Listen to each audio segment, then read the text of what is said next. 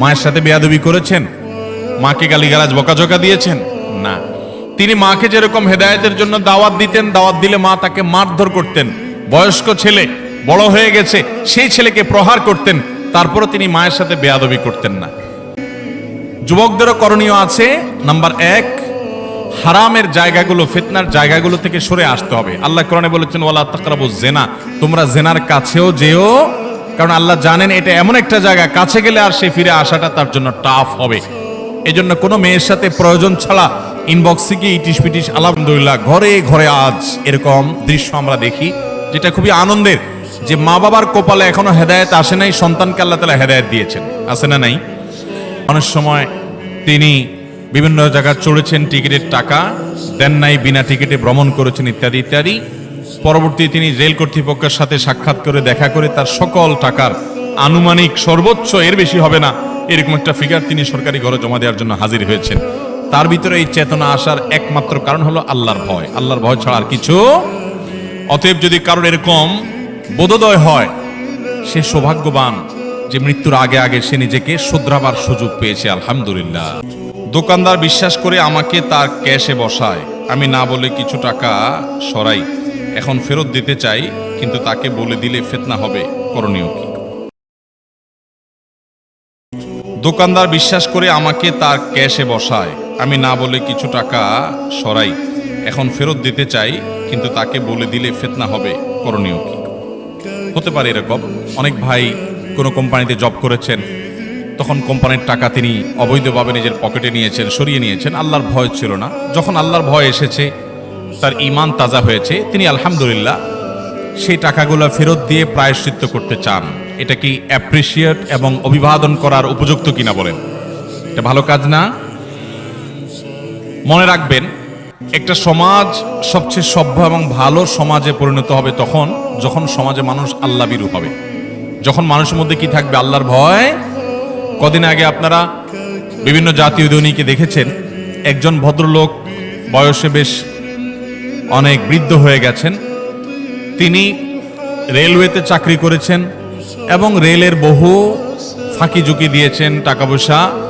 অনেক সময় তিনি বিভিন্ন জায়গায় চড়েছেন, টিকিটের টাকা দেন নাই, বিনা টিকিটে ভ্রমণ করেছেন, ইত্যাদি ইত্যাদি।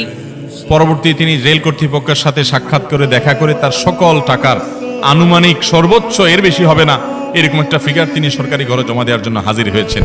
তার ভিতরে এই চেতনা আসার একমাত্র কারণ হলো আল্লাহর ভয়। আল্লাহর ভয় ছাড়া আর কিছু। অতএব যদি কারোর এরকম বোধোদয় হয়, সে সৌভাগ্যবান যে মৃত্যুর আগে আগে সে নিজেকে শুধরাবার সুযোগ পেয়েছে। আলহামদুলিল্লাহ। এখন কথা হলো, আপনি যে দোকানে চাকরি করেছেন, যে কোম্পানির কাজ করেছেন, সেখান থেকে টাকা আপনি সরিয়েছেন, হারাম কাজ করেছেন, এখন সেই কাজগুলোকে আপনি, সেই টাকাগুলো আপনি কি করবেন? উত্তর হলো ওই মালিককে আপনি ফেরত দিবেন। এখন কথা হলো, মালিককে যদি বলে ফেরত দিতে যাই তখন উল্টা ঝামেলা হবে। যদি ঝামেলা হবে মনে হয় তাহলে এক কথা, আর না হলে আরেক কথা। অনেক লোক আছে তাকে এটা বলে দিলে সে বরং আরো খুশি হবে, বরং সে আপনার থেকে হয়তো নিবেও না, ঠিক আছে তোমার ভিতরে বোধোদয় আসছে, আমি তোমাকে মাফ করলাম।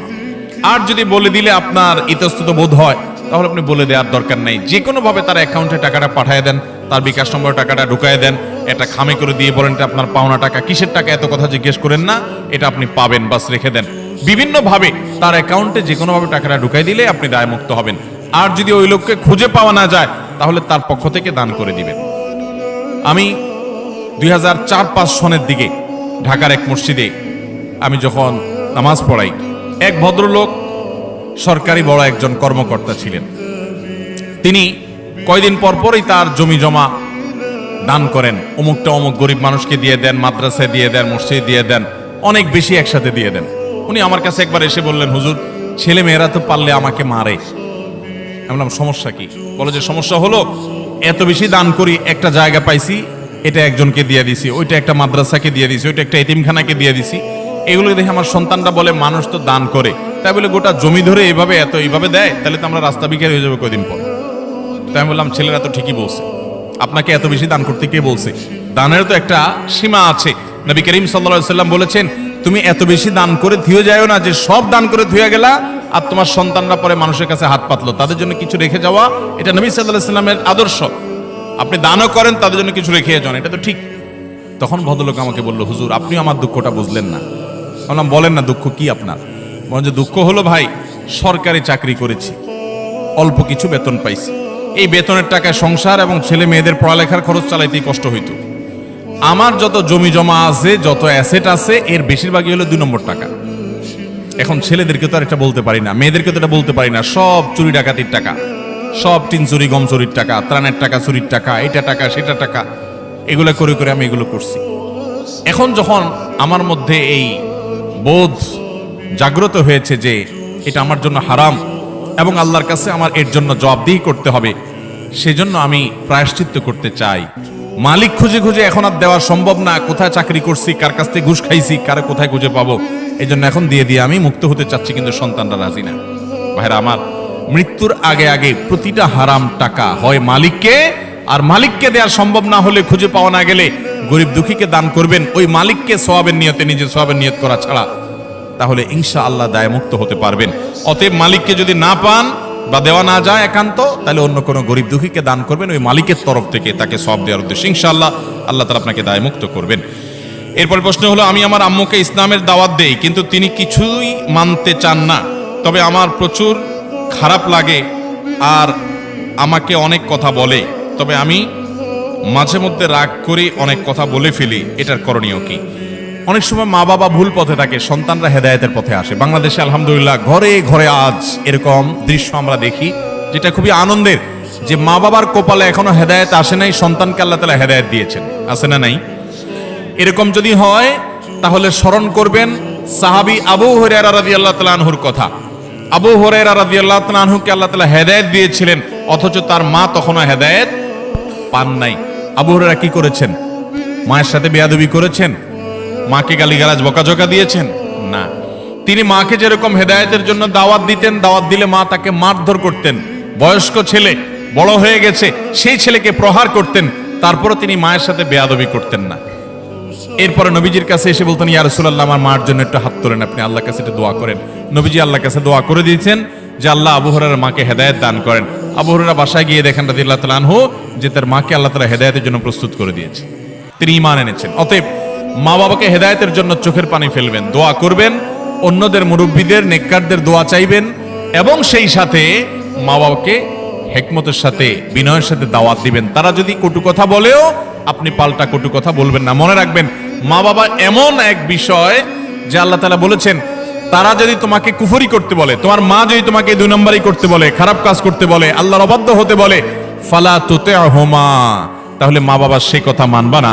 ওয়াসাহিবহুমা ফিদ দুনিয়া মারুফা, কিন্তু দুনিয়াতে মা বাবার সাথে সুন্দরভাবে জীবন যাপন করবা। বিধায় মা বাবার সাথে বেয়াদবি কোনো যুক্তিতে করা যাবে না।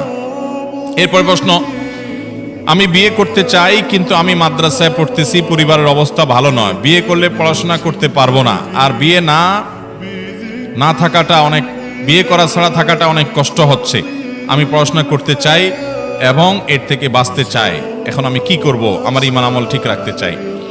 অনেক যুবকদের এই প্রশ্ন, কারণ যুবকদের চরিত্রকে ধ্বংস করার জন্য হাজার হাজার জাল বিছিয়ে রেখেছে শয়তান। আজ যুবকরা নিজেদের চরিত্র বাঁচাতে পারছে না, কঠিন হয়ে যাচ্ছে। যুবকদেরও করণীয় আছে। নাম্বার 1, হারামের জায়গাগুলো, ফিতনার জায়গাগুলো থেকে সরে আসতে হবে। আল্লাহ কোরআনে বলেছেন, ওয়ালা তাকরাবুজ জিনা, তোমরা জিনার কাছেও যেও, কারণ আল্লাহ জানেন এটা এমন একটা জায়গা, কাছে গেলে আর সে ফিরে আসাটা তার জন্য টাফ হবে। এজন্য কোনো মেয়ের সাথে প্রয়োজন ছাড়া ইনবক্সে গিয়ে ইটিশ পিটিশ আলাপ সালাপ, কেমন আছেন আপা, বাড়ি কোথায়, কি খাইছেন, কোন দেশে বাড়ি, কি পড়ালেখা করেন, এই বেহুদা আলাপ শুরু করবেন। এরপর আস্তে আস্তে শয়তান আপনাকে নিচে নামায় ফেলবে, কোথায় চলে গেছেন এরপর টেরও পাবেন না। আল্লাহ রাব্বুল আলামিন এমনি এমনি পর্দার বিধান দেন নাই। প্রথমে এক নজর দেখবেন, এরপরে জল্পনা কল্পনা করবেন, এরপরে একটু নম্বর নিবেন, ফেসবুক আইডি নিবেন, হাই হ্যালো হবে, আলাপ সালাপ হবে, এরপরে যেতে যেতে কোথায় চলে যাবেন, আপনার পড়াশোনা ধ্বংস হতে পারে, ক্যারিয়ার ধ্বংস হতে পারে, সব শেষ হতে পারে, মা বাবার অবাধ্য হতে পারেন, অসামাজিক হতে পারেন, আল্লাহর নাফরমান হতে পারেন, অনেক কিছু হয়ে যেতে পারে, পরে টেরও পাবেন না। এই জন্য আল্লাহ তাআলা বলেছেন, আগে থেকে বাদ দাও। সেকুলার এবং ইসলাম এই দুইটা লাইফস্টাইলের মধ্যে পার্থক্য হলো, ইসলাম বলে আগে থেকে বাদ দাও, আর সেকুলার এই সিস্টেম বলে যে না, যার যা খুশি তা করো, যুবকরা যা খুশি তা দেখো, যা খুশি তা শুনো, সব আকাম কুকাম করো, আবার খবরদার কারোর উপরে চড়াও হয়েও না, নিজেকে নিয়ন্ত্রণ করো। How funny! এর চাইতে হাস্যকর আর কি হতে পারে? যুবকদের যৌবন নষ্ট হওয়ার জন্য যত ব্যবস্থা আছে সব রেখে দিবেন। বিজ্ঞাপন চকলেটের, পুরা বোর্ডের মধ্যে 5% জায়গা চকলেটের ছবি আছে, আর বাকি 30, 40, 50, 60, 70% জায়গা ধরে একজন বিবস্ত্র নারী। অ্যাডভার্টাইজ কি নারীর শরীরের না চকলেটের? চকলেটের জন্য মাত্র 5% জায়গা বরাদ্দ হলো, এটা কি চকলেটের বিজ্ঞাপন হলো? নারীকে অধিকার দেওয়ার নাম করে তাকে পণ্যে পরিণত করা হচ্ছে, পণ্যে পরিণত করা হচ্ছে। রিসিপশনে সুন্দরী কম বয়স্ক নারী, তাকে আবার নির্দিষ্ট ড্রেস কোড মেনে চলতে হবে, মানে খোলামেলা থাকতে হবে, সাফ কথা। এর মানে হলো ক্লায়েন্টরা তাকে দেখে আনন্দ পাবে, মজা নিবে, স্বাদ নিবে। একজন নারীর জন্য এটা সম্মানের না অপমানের? তাকে দেখে দেখে বাজে জল্পনা কল্পনা করবে। আপনি বলবেন না, জল্পনা কল্পনা সবাই করে না, সবাই আপনার মতো এরকম খারাপ না। ভাইরা আমার, এটা আমাদের সেকুলার বন্ধুদের খুব মজার একটা কথা।